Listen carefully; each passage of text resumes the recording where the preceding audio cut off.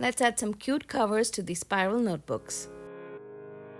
It's back to school season, and today I'm sharing 2 easy ways to transform the covers of your spiral notebooks. So I've printed out a quote and a coloring page. These are free downloads on my website. I'll leave the link in the description box. With my paper trimmer, I'm just trimming off 1/2 inch off one side, and again I'm trimming off 1/2 inch from the top of the quote.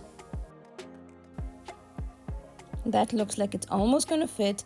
Now I'm just going to go back and trim 1/2 inch more off of the left side. Okay, that fits perfectly. You can just see a little bit of the red border around it, which I'm fine with. The best way to glue this into place is to use a glue stick. I'm using the mono glue stick, and all you need to do is protect the surface beneath it, apply the glue stick liberally, center the design onto the notebook, and stick it into place.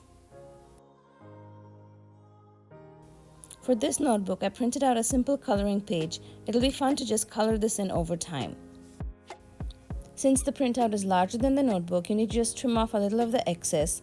I trimmed all around the coloring page printout, and I end up trimming it a little too small for the book cover.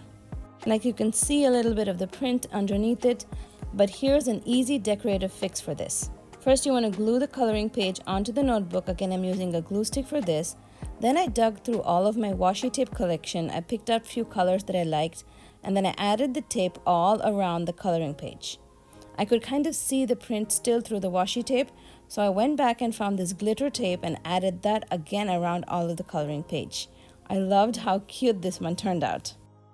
Thanks for crafting with me today, friends. Make sure to give this video a like and a comment, and visit my website smilingcolors.com, where I'm sharing more ideas for book covers. I'll see you again soon with another video. Till then, happy crafting!